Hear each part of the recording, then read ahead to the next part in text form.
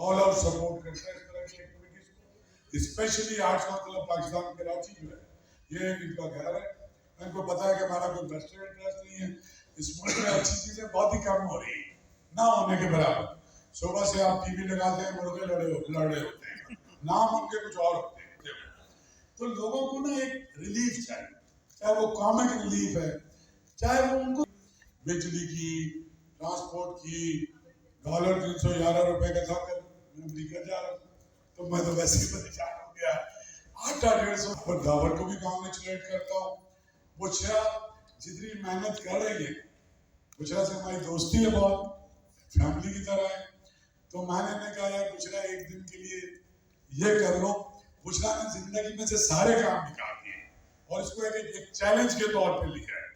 और उसने कहा कि देखो ये मैं पहली बार इस तरह कर रही हूँ और बुशरा की किताब में फेल होना नहीं लिखा हुआ। तो बुशरा कोई जो नया बच्चा 15-16 साल का अपने ब्रेक के लिए मेहनत करती है, उससे 100 गुना ज्यादा मेहनत कर रही है।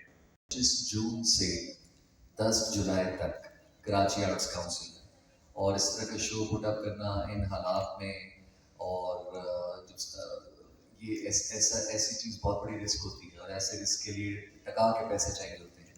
और ये जो मेरे साथ भाई बैठे हैं, इनके पास टका के पैसे, एक्टिव मीडिया के ये CEO हैं, he is phloem all the way from Lahore just for this press conference. इन्होंने ये इतना और बिल्कुल नया कॉन्सेप्ट है और पहले पूरी दुनिया में तो ये बहुत कॉमन है, बहुत आम है, पाकिस्तान के लिए it's a new concept. So Saad Khan, the producer of the show, साहब ने बिल्कुल गलत बात की, स्पेशली कराची में ऐसी बात करना तो बिल्कुल भी मुनासिब नहीं है।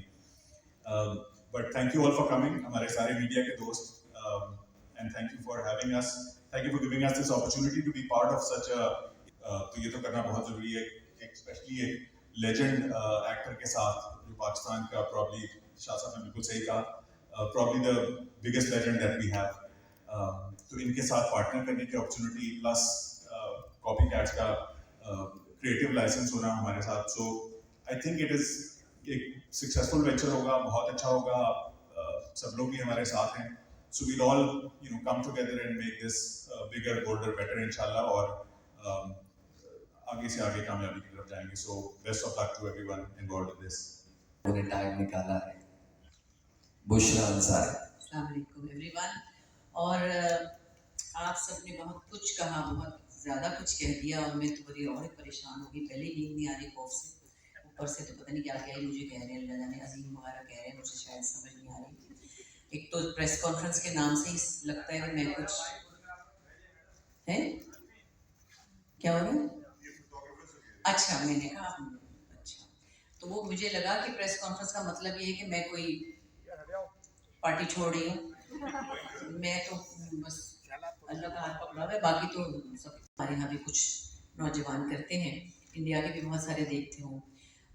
वन मैन शो होता था जो उमर शरीफ करते थे, हमने वैसा कर, वो तो उनकी एक और तरह की ह्यूमर भी थी, मज़ेदार, स्पॉन्टेनियस। लेकिन अब जो स्टैंड अप का नाम है, मैंने दावा से कहा स्टैंड अप का नाम नहीं लेना, क्योंकि वहाँ जो मैं देखती हूँ मिजाज है थोड़ा सा आज़ाद। आपने कहा 45 बीच में कुछ 4 साल का गैप आया था, तो शायद 70-72 ही हो गए साल। दावर ये 3 नहीं 5 साल से मेरे पीछे है। मैंने कहा नहीं मैं नहीं कर सकती भाई, मेरे पास एक तो टाइम नहीं है, दूसरा करते वो भी हम करते आए हैं, लेकिन all alone bye my self.